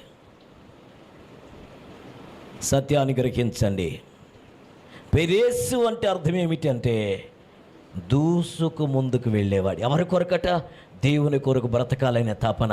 పాపానికి దూరంగా పారిపోయేవాడు, అపవిత్రతకు దూరంగా పారిపోయాడు, అబద్ధానికి, అభూతికి, మాయకు దూరమయ్యేటువంటి వాడు, దేవుని కొరకు బ్రతకాలని ఒక తీర్మానం కలిగిన వాడు. ఈరోజు నేను నా కుటుంబము దర్శనము కలిగి ఉన్నాం. నేను నా పిల్లలు మోకరిస్తే ప్రార్థన చేసుకుంటాం, లేస్తే ప్రార్థన, బయటికి వెళితే ప్రార్థన, మరి వాక్యదానము ఆత్మదేవుడిని నడిపిస్తున్నాడు. వారు ఆ మాట మాట్లాడుతుంటే నాకు తెలియని ఒక ఆనందం, నా అంతరంగంలో ఒక తెలియని ఆసక్తి, ఆశ, అంటే ఓ సేవకుని ఉత్తేజపరిచేటువంటి సాక్ష్య అనుభవాలు. మరి నీ సంగతి ఏంటి? మరి నా సంగతి ఏంటో దేవుడు నాతో మాట్లాడేశాడు. మరి నీ సంగతి ఏంటి? నేను కూడా క్రైస్తవుని అనుకుంటున్నావా, లేక పెరేసు అనుభవంలో నీ జీవితం ఉన్నదంటవా? ఆ అనుభవంలో ఉంటే లోకానికి తావివ్వవు, లోభానికి తావివ్వవు, దైవ చిత్తానికి విరుద్ధమానికి తావివ్వవు. నిరాశ వస్తే దాంతో చెప్తావు, నిరాశ రాక్షసుడా, కష్టమే ఫ్రమ్ హియర్, ఇక్కడి నుంచి నువ్వు శపించబడతావు, దూరమైపో అని చెప్పగలవు. కానీ దాన్ని హత్తుకొని ఆనుకొని ప్రతిదానికి నిరాశ. చూసారండి, ఉన్నటువంటి పరిస్థితిని చూసి వాళ్ళు ఆవిడంటది, నిన్ను చేసుకున్న నాటి నుంచి నా బతికింతే. ఆయన కూడా అంటాడు, నువ్వెప్పుడు అడిగిపెట్టావు నా ఇంటి పూజ్యమైపోయినా. కూడా అంటాడు, నువ్వెప్పుడు అడిగిపెట్టావు నా ఇంటి పూజ్యమైపోయినా, అంతకుముందు నాది 3 పువ్వులు 6 కాయలుగా ఉండింది అంటాడు ఆయన. అప్పుడు ఆయన పెద్ద వచ్చాడు, ఆ ఇంటి పేరు చెప్పుకుంటారు, వాళ్ళ ఇంటి పేరు ఈయన, ఇంటి పేరు వాళ్ళు, ఒకరినొకరు దూషించుకుంటా మళ్ళీ వీళ్ళు కూడా ఆరాధికుల మందిరానికి వచ్చేస్తారు. దేవుని బిళ్ళారా, ఆవిడ ఒక సమయం వస్తుంది, ఆయన ఇంకొక సమయం వస్తాడు, ఇద్దరు కలిసిరారు. ఎందుకంటే కలిసి ఉంటే కదా వీళ్ళ పదాలు కలవో, మాటలు కలవవో, కుటుంబాలు కలవవో. చూసారు, మీ ఇంటి పేరు అది, మా ఇంటి పేరు ఇది, ఇంటి పేర్లు కలవవో, వ్యక్తులు కలవరు, కలిసినట్టు నటిస్తారు. ఈ నటించే జీవితము దేవుడు మనకు దూరపరచును గాక. పెరేసి వలె దేవుడు మనల్ని ఆశీర్వదించును గాక. అందుకని ప్రభు ఆయన అంటాడు, పిల్లలు సంఘాన్ని గురించి ఆయన మాట్లాడుతున్నాడు. అన్యులుగా ఉన్న మన బ్రతుకులను ఈరోజు ధన్యులారుగా మార్చిన ఆ సర్వశక్తి కలిగిన దేవుని సన్నిధిలో ఈ మర్మము గొప్పది అంటాడు. చదువుకున్నాం పిల్లలు ఎఫెసీ గ్రంథం 5వ అధ్యాయం. అపోస్తలుడైన పౌలు గారు ఎఫెసీ సంఘముతో మాట్లాడుతూ 5వ అధ్యాయంలో ఓ చక్కటి బోధ. 5వ అధ్యాయం చూడండి పిల్లలు, 32వ వచనాన్ని చదువుకున్నాం పిల్లలు. ఈ మర్మము గొప్పది. చూసే ఏ మర్మం అంట? స్త్రీ తల్లిదండ్రులను విడిచి తన భార్యను హత్తుకొనును. ఈ మర్మము గొప్పది. అయితే నేను చెప్పే మాట ఏంటంట? నేను క్రీస్తుని గూర్చియు సంఘముని గూర్చియు, అంటే తన స్వరక్తం ఇచ్చి సంపాదించిన సంఘమును క్రీస్తు ఎలా వర్ణిస్తున్నాడు? దేవుని బిడ్డలు సంపాదించుకున్న తన సంఘమును, లేక తన కొరకి ప్రాణం పెట్టిన రక్తం కార్చిన క్రీస్తును ఇరువురు ఏమవుతారట? ఏక శరీరమగుదురు. దేవునికి స్తోత్రం కలుగునుగా. హల్లెలూయా. ఈరోజు అన్యురాలైన బోయజ్, అన్యురాలైనటువంటి రూతు బోయజుతో జతపరచబడినటువంటి ఆ వృత్తాంతము, ఆ చరిత్ర సాక్ష్యము ఈరోజు అన్యులుగా జీవించిన మన బ్రతుకులను, శాపగ్రస్తంగా మారిపోయిన మన బ్రతుకులను, నిత్య నరకానికి మాత్రం వెళ్ళవలసిన మన జీవితాన్ని ఈరోజు ధన్యులుగా మార్చివేసి క్రీస్తు తన స్వరక్తం ఇచ్చి సంపాదించిన సంఘములో జతపరిచి, దేవుని బిళ్ళరా, ఆ ప్రత్యేకమైనటువంటి వివాహపు వ్యవస్థను దేవుడు పవిత్రపరిచేశాడు. ఇప్పుడు చాలామంది వివాహాలు ఎలా జరుగుతున్నాయంటే, వివాహాల్లో సాక్ష్యం చెప్తాడు పిల్లరా, నేను బ్రతికి ఉన్నంత కాలము కదండి, మేలుకైనను, ఇంకా చెప్పాల కీడుకైనను, కలిమిలోను. ఇది అబద్ధం కదా. కలిమిలో ఏమైతే బాలే ఉంటారు, వాళ్ళు అడిగిందంతా ముక్కు బేసరా, లేకపోతే వడ్డానాలు గిడ్డానాలు తీసేసినప్పుడు మాత్రమో మా ఆయన చెప్పే నా పదాలు, మా ఆయన బంగారు, మా ఆయన నన్నీలే మహారాజు, ఇంకా మా ఆయన అందరిలాగా కాదు, మా ఆయన అందరిలాంటి వాడు కాడు కదా, మా ఆయన రాజు, మా ఆయన గ్రేట్, మా ఆయన గ్రేటెస్ట్, ది గ్రేట్, అంతే, ఇంకేం తిరగలేదు. మా ఆయనే అంతే. కొంచెం తేడా వచ్చింది. మా ఆయన నీకు చెప్పలేదు కానీ ఆయన సొంత దండగా. నీతో అప్పుడు మాట్లాడేటప్పుడు ఏదో పొగిడాను కానీ మా ఆయన సొంత వేస్ట్. ఇప్పుడు దాకా బెస్ట్ అన్నావు కదా.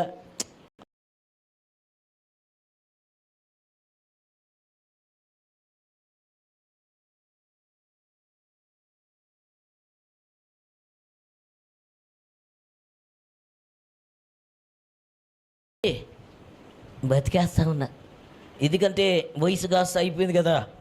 వయసులో అన్నామంటే వదిలేసి ఎట్టగొట్టు పోవచ్చు కదా. ఇంకా చెప్పాలంటే శుద్ధ వేస్ట్ అనే దానికంటే ఆయన పెద్ద శాడిస్ట్ అమ్మ. నీకు తెలుసా, నన్ను పడుకోనీడు, కూర్చోనీడు, కూర మంచిగా ఉంది అని చెప్పడు, లేదు చెడుగా లేదు అని చెప్పడు, ఉన్నట్టుండి తింటాడో, ఎప్పుడు తింటాడో, ఎప్పుడు ఎట్టుంటాడో అసలు నాకే అర్థం కావట్లేదు. 25 సంవత్సరాలు ఆయనతో సంసారం చేస్తే నాకే అర్థం కాలేదు. అసలు ఆయన వాళ్ళ అమ్మకన్నా అర్థమైనాడో లేదో నాకు తెలీదు. What is the real definition of marriage? What is the best దేవుని బిళ్ళారా ఇలిస్ట్రేషన్ లేక పోలిక అంటే ఆయన అంటాడు పిల్లారా, ఏక శరీరముగా కదండి, ఒకే ఒక త్రాడుతో కదండి, according one spirit in oneness.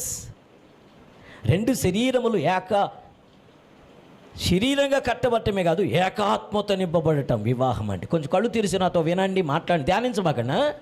ధ్యానంలో రేపు ఇంటికి వెళ్ళి ధ్యానించండి. కొంచెం కళ్ళు తెరిచి నాతో మాట్లాడండి. లేకపోతే నేను కూడా కళ్ళు తెరుచుకొని ప్రసంగంగా చేస్తే అంత బాగుండదేమో. నాకు కూడా కళ్ళు మూసుకోబోతున్నాయి. హోల్ నైట్ చేసా, మరుసటి రోజు ప్రేయర్కి పోయినా, మరుసటి రోజు అలసిపోయింది, రాత్రి లేట్గా వచ్చా, పడుకునేదానికి లేట్ అయింది, నిద్ర కూడా లేట్ అయిపోయింది. నిద్ర లేసేటప్పటికి నా వల్ల కాక ఇంత లోపల 5 సార్లు ఫోన్ చేసేసారు. ఒక ఆయన స్టార్ట్ చేయమంటారా అంట. నేను ఆన్లోనే ఉన్నా, మధ్యలో ఒక ఆయన 5 సార్లు ఫోన్ చేసి స్టార్ట్ చేయమంటారా, నన్ను చేయమంటారా, చేస్తారా అన్నాడు. వెంటనే పాప ఫోన్ చేసి, డాడీ లైన్లోనే ఉన్నాడు, కొంచెం ఉన్నాను సార్ అని. ఆయన ఆసక్తి అది, ఆయన పేరు వేసాను పెట్టచ్చు. కదా. ఎందుకంటే నేను 2 నిమిషాలు లేట్ అయితే 5 సార్లు ఫోన్ చేసేసాడు. ఆయన కానీ వదిలేస్తే నేను చేసేస్తాను. ఈ పెరేసు రోజు పెరేసులాగా ఉండాలి, అప్పుడప్పుడు పెరేసులాగా ఉండకూడదు. అప్పుడప్పుడు పెరేసులాగా ఉండకూడదు. అప్పుడప్పుడే జాయిన్ అయిపోయి మరలా కట్ అయిపోయి సార్ కరెక్ట్గా ఈయనే కట్ చేసుకొని ఆ తర్వాత మరలా ఏదో అది జరిగింది ఇది జరిగింది చెప్పకూడదు. ఎప్పుడు పెరేసులాగానే ఉంటాడు. పెరేసు ఉన్నట్టండి జోగిపోడు కదా. చూడండి వాక్యం ఏం చెప్తుందో. ఈ మర్మము గొప్పది, అయితే నేను క్రీస్తుని గూర్చియు సంఘమును గూర్చియు. ఈ సంఘము రూతుకి సాదృశ్యం అయితే సంఘ యజమానుడు, సంఘ కాపరి, దేవుని బిళ్ళారా, సంఘమును పోషించేవాడు ఎవరంటే మన కొరకే తన ఏకైక కుమారుని బలిగా ఇచ్చి ఆ రక్తము కార్చిన క్రీస్తే సంఘమునకు నాయకుడు. ప్రైజ్ ద లార్డ్, హల్లెలూయా. కాపరి ఎవరంటే పరిశుద్ధాత్మ దేవుడు. కాబట్టి రూతు గురించి బోయజు గురించి ఇంత చరిత్ర ఎందుకంటే మనకు క్రీస్తుని గురించి చరిత్రది గనుకనే మనం సత్యాన్ని గ్రహించాలి. సంఘములో దేవుని బిడ్డలారా ప్రతి ఒక్కరు ఏ రీతిగా ఉండగలగలట? పెరేసులాగా ఉండగలగాలి. సామరిగా ఏమరపాటుగా మనం ఉండకూడదు. ప్రతిదానికి చొరవ తీసుకోవాలి, ప్రతిదాన్ని పట్టించుకోవాలి, ప్రతిదానికి ముందుకు సాగాలి.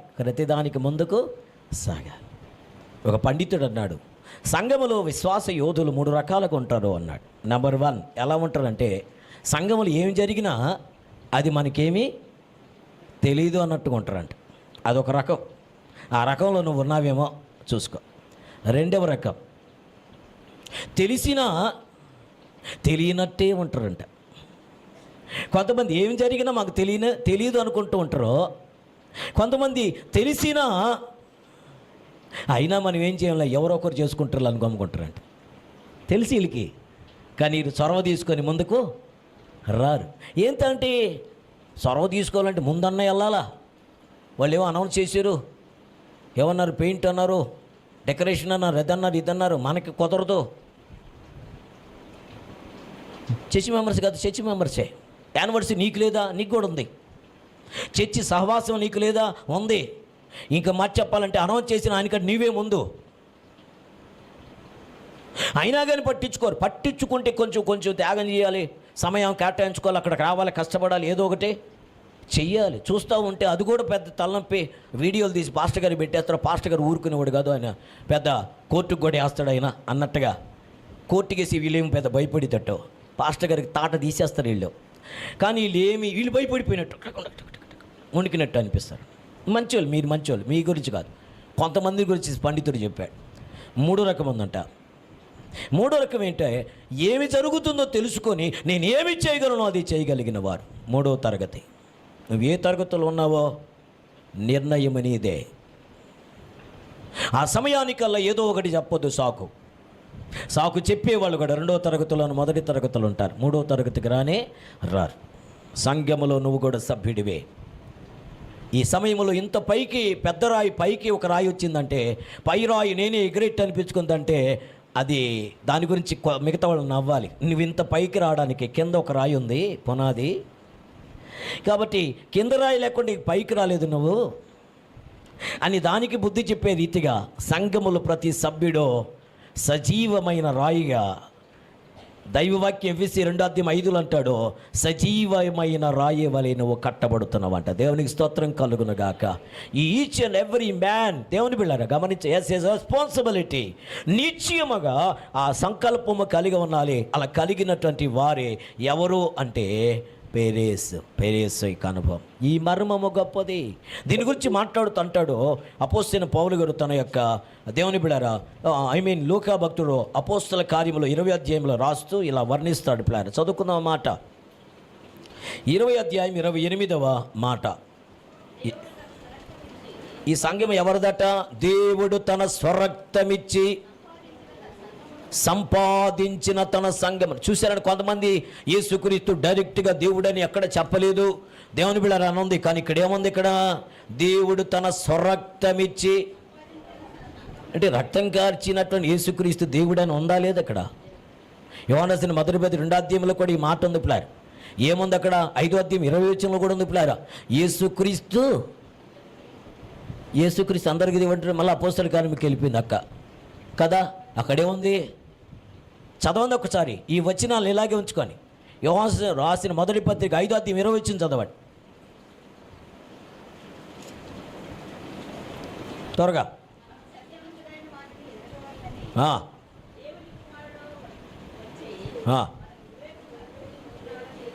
ఎరుగుదము, సత్యవంతుని యందు ఉన్నాము. అండర్లైన్ చేసుకోండి, ఆయన దేవుడు మాత్రమే కదరా, ఆయనే నిజమైన ఏంటంట, ఆయనే నిజమైన దేవుడును నిత్య జీవమునై ఉన్నాం కదా. కొంచెం నిద్రమత్తుల నుంచి బయటకు వచ్చి హల్లెలూయా చెప్పండి ఒకసారి. బాగా ఆలోచించండి, హల్లెలూయా చెప్పండి ఒకసారి. బాగా ఆలోచించండి. నీరసంగా నేను కూడా నువ్వు ఆలిస్తే నేను కూడా 2 సార్లు ఆవలించి కింద పడిపోవాలి కదండి. చూడండి ఏం మాట్లాడుతున్నాడు ఇక్కడ అపోస్తలుకైన 20 అధ్యాయంలో చూడండి ఏం మాట్లాడుతున్నాడు. 28వ మాట, దేవుడు తన స్వరక్తమిచ్చి సంపాదించిన తన సంఘమును కాయుటకు పరిశుద్ధాత్మ మిమ్మను దేవుని యందు అధ్యక్షులుగా ఉంచెను. ఆ యావత్ మందను గూర్చి మీ మట్టుకు మిమ్మల్ని గూర్చి ఎలా చేయాలట, జాగ్రత్తగా చూసుకోండి. మీరెవరో తెలుసా, స్వరక్తమిచ్చి సంపాదించబడిన సంఘం. మీరెవరో తెలుసా, నిజదేవుడైన యేసుక్రీస్తు యొక్క సొత్తు. మీరెవరో తెలుసా, రూత్ ఇప్పుడు ఏం చెప్పాలి, నేను బోయజుకి భార్యనైనాను, లేక బోయజుకి బాలిభాగస్తురాలైనాను. ఇప్పుడు దాకా ఆమె అన్యురాలు, ఇప్పుడు దాకా వేరే ఒకని యొక్క భార్య, ఇప్పుడు దాకా ఆమె విధవరాలు. దేవుని బిళ్ళరా, విధవరాలు, అన్యురాలు, దేవుని బిళ్ళరా శాపగ్రస్తం అయిపోయి పరిగిని ఏరుకోవడానికి వచ్చినేమి. ఆ పరిగిని ఏరుకునే పొలానికి ఏమొచ్చింది, ఏ షిప్ వచ్చింది, ఇంకే వచ్చేసింది, ఓనర్షిప్ వచ్చేసింది. మన బతుకులు పరిగి ఏరుకునే రకమే అన్యులుగా ఉంటే. పరిగి కూడా ఏరుకోవాలి అంటే బతకాలి కాబట్టి ఏదో ఒక రీతిగా బతికేద్దాం అనుకునే రకమే. కానీ ఇప్పుడు మనమే ఓనర్స్ అంట. చెప్పలు కూడా దేవుని మహింపడదామని ఆయన అంటాడు, మనము ఆయన సొత్తుగా మారిపోయినాం.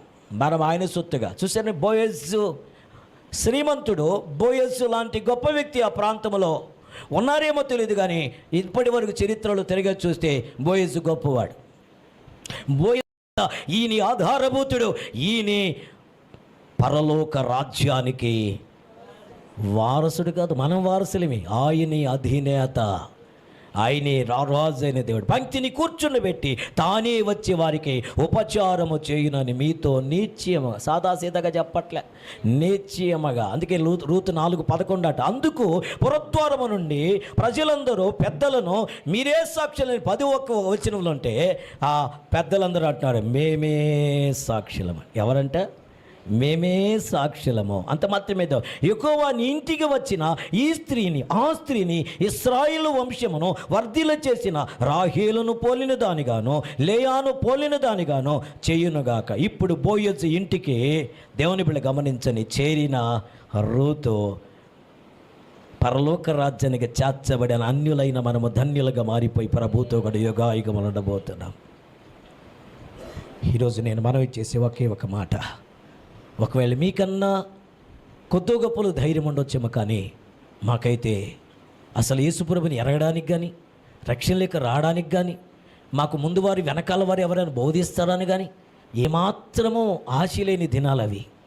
మా ప్రాంతానికి ఎవరైనా సువార్త చెప్పడానికి వస్తే ఆ సువార్త ప్రకటించే వారిని ఆ గ్రామ పెద్దలు పంగాలు కర్ర పెట్టి గెంటేసేసి, ఇది సిపిఎం అడ్డా, ఇది సంబంధించిన మరి లెలిన్ లేక సుందరయ్య అడ్డాని కేకలు పెట్టేటువంటి ప్రాంతంలో ఉన్నటువంటి వారు మేము 3-4 సంవత్సరాలు ఉన్న సమయంలో. కానీ ప్రభు మహాకృపేమో అలాంటి భయంకరమైన పరిస్థితుల మధ్యలో దేవుడు మాకు రక్షణను అనుగ్రహించి తన చిత్తమును ప్రకటించడానికి సాధనాలుగా బుద్ధి చెప్పి నరిచేసిన దేవుడు నీతో నాతో మనందరితో మాట్లాడి సిద్ధంగా ఉన్నాడు. నేను చేతులెత్తి నమస్కరించి మాట్లాడుతున్న మాట, దీన్ని మీరు నిర్లక్ష్యం చేయొద్దు. ఆయన సన్నిధిలో పెరేసు వలె మన బ్రతుకులు మార్చుకుందాం, త్వరపడదాం, చొరవ తీసుకుందాం. దేవుని బిళ్ళారా, పెరేసు అంటే అర్థం తెలుసుకుందాం. ఏంటి పెరేసు అంటే? ముందుకు దూసుకొని వెళ్ళి ఆయన కొరకు సాక్ష్యాలు చెప్దాం, ఆయన రాజ్యమును కట్టడానికి సిద్ధపడదాం. ఆయన రాజ్యమును కట్టునట్లుగా దేవుడు మన చేతులను బలపరచునుగాక. మనల్ని దేవుడు వాడుకొనుగాక. మనము అనేక మంది చీకటిలో ఉన్న ప్రజలను వెలుగులోనికి నడిపించదముగాక. ఆయన ప్రచురము చేయు రాజులని యాజక సమూహముగాని గుణాతిశయములను సాక్షులుగా మనము బ్రతుకుదము కాక. అందరం లేచి నిలబడుకొని మనం కవిగిలోకి వెళదాం. నమ్మదగిన దేవుడి నిన్ను నన్ను ఆశీర్వదించడానికి ఇష్టపడుతున్నాను.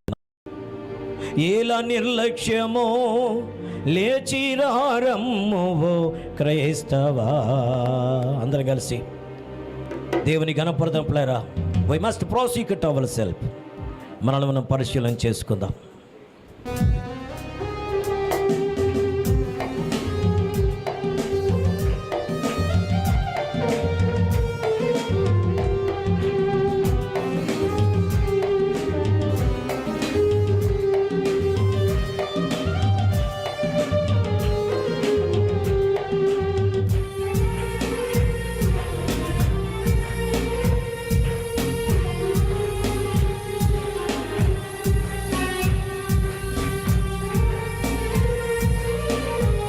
స్తోత్రం చేద్దాం.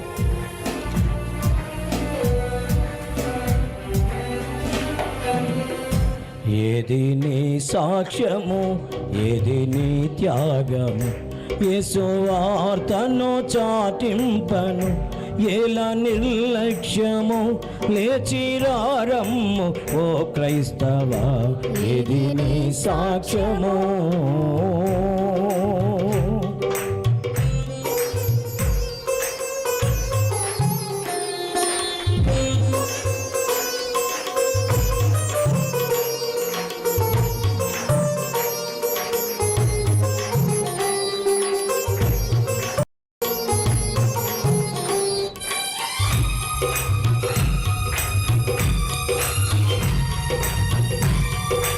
take a decision right now.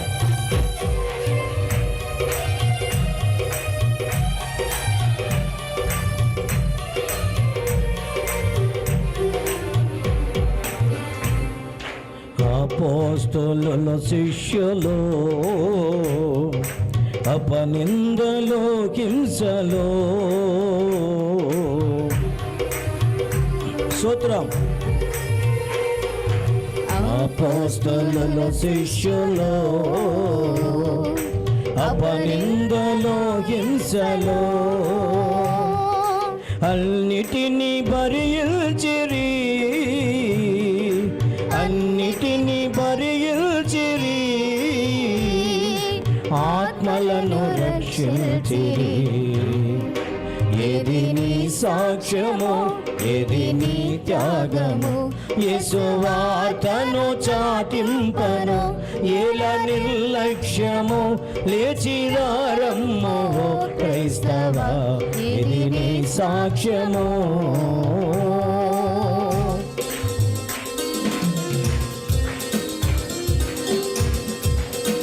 స్తోత్రం.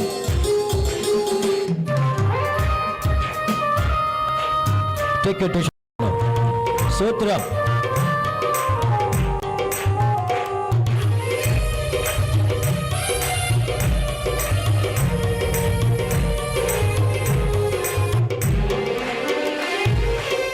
అగ్నికి ఆకుతియై పశువులనర్పించిరి,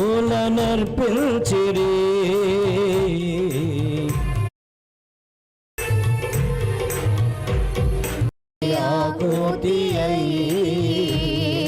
పశువులనర్పించిరి. ఆరాని నరకాగ్నికి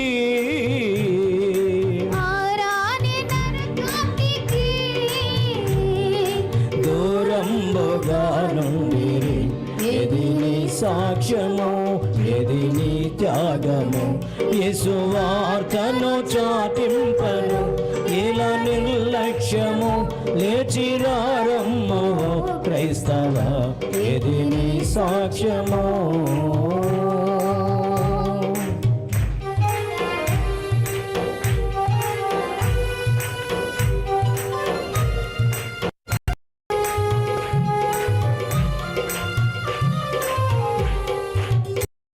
ప్రాణాలు బలి చేసిరి, ప్రభునెంతో సేవించిరి, ప్రభునెంతో సేవించిరి.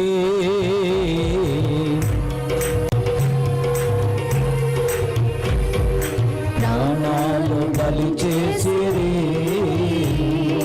ప్రభునెంతో సేవించిరి. సింహాల కెరయైనను, సింహాల కెరయైనను ఇంతేమి లేకుండును. ఇది నీ సాక్ష్యము, ఇది నీ త్యాగము. యేసు వార్తను చాటింపను ఎల నిర్లక్ష్యము. లేచిరారమ్మ ఓ క్రైస్తవ, ఇది నీ సాక్ష్యము.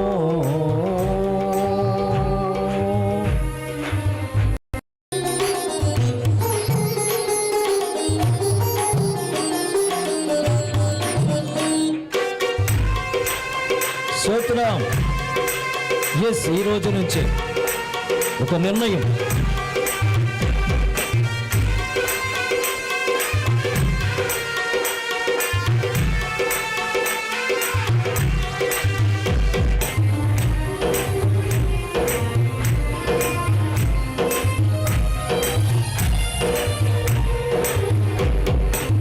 ఆపదలు అపనిందలు, నిర్బంధమో బంధమో,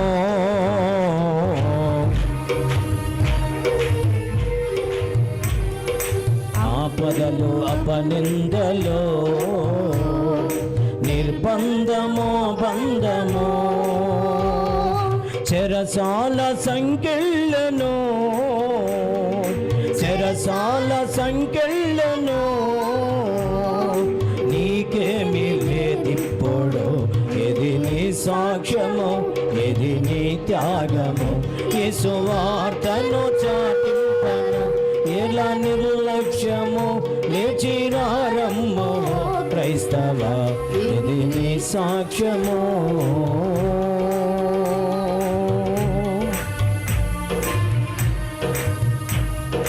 కోత విస్తారంగా ఉన్నది, ఈ పనివారు కొదవగొన్నారు. నీవు పనిలో పాళ్ళు పొందగలవా? అవునయ్యా, నేను చేయడానికి సిద్ధంగా ఉన్నాను. నువ్వు సిద్ధపడితే దేవుని సన్నిధిని నిన్ను ఆశీర్వదించబోతాను.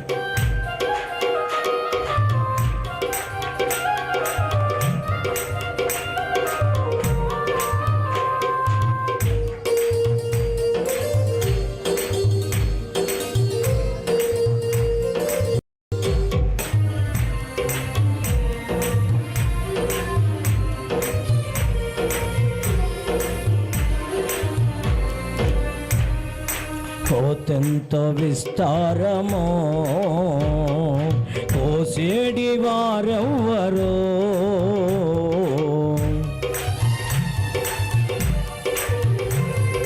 కోతెంత విస్తారమో, వారెవ్వరో. కొంతైనా చేయంగను, కొంతైనా చేయంగను. కోరిక కలిగుండాలి, ఏది నీ సాక్ష్యము, ఏది నీ త్యాగము. యేసు వార్తను చాటింపగా లేచి లక్ష్యము. నీరారమ్మ ఓ క్రైస్తవ, ఏది నీ సాక్ష్యము, ఏది నీ త్యాగము. యేసు వార్తను చాటింపను ఎలా నిర్లక్ష్యము. లేచిరారమ్మ ఓ క్రైస్తవ, ఏది నీ సాక్ష్యము. ఆపదలు అపనిందలు, నిర్బంధమో బంధమో. ఆపదలు అపనిందలు,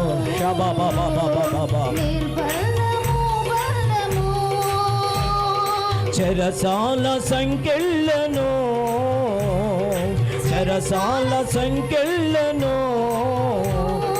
నీకేమి లేవిప్పుడు, ఏది నీ సాక్ష్యము, ఏది. ఒకప్పుడు ఉన్నాయి, సాగిపోయినారు. ఇప్పుడు ఏమీ లేదు, అయినా నువ్వు నిర్లక్ష్యం ఉన్నావు. లేచిరారమ్మ ఓ క్రైస్తవ, ఏది నీ సాక్ష్యము, నీ సాక్ష్యము.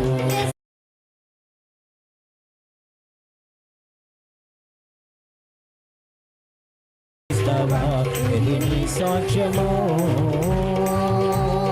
కోతంత విస్తారము వాడుకుంటున్నాడు యెషయా. కోసేని వారెవ్వరు కొంతైన కోయంగను కొంతన్న చేయంగను కోరిక కలిగుందని ఇది నీ సాక్ష్యము ఇది నీ త్యాగము సువార్తను చాటింపను ఏల నిర్లక్ష్యము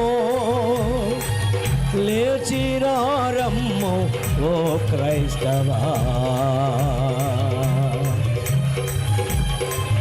ఆశీర్వాదాలు చూసుకొని ఇల్లు వాకిళ్ళు చూసుకొని ఉన్న ఏసీ ఉన్న ఫెసిలిటీస్ ఉన్నటువంటి సుఖాలు సౌఖ్యాలు చూసుకొని మేము కూడా క్రైస్తవులమే అనుకుంటూ ఉన్నటువంటి ఆశీర్వాదాలు చూసుకొని ఇళ్లల్లో ఉంటూ జీవితాలు కాలమును ఎల్లపుచ్చుకొని తిని తాగి రకరకాలైన జబ్బులతో వ్యాధి బలహీనతలతో ఉన్నావా? ఇవన్నీ ఇచ్చిన దేవుని కొరకై సువార్త ప్రకటించిన కొరకై నడుములు కట్టుకొని దేవుని కొరకు సాక్ష్యం చెప్పడానికి దేవుని కొరకు పాపమును విడిచిపెట్టి పాప బంధకాలు ఉన్న వారికి విడుదల విడుదల విడుదల ఇన్ జీసస్ నేమని ప్రకటించడానికి నడుము కట్టుకోవడానికి సిద్ధపడతావా? సిద్ధపడే హృదయం కొంటే ఈరోజు దేవుని సమాధానమని ఆశీర్వదించబోదు. ఆ రాక్షిమ కట్టడానికి అవి సిద్ధంగా ఉన్నారు.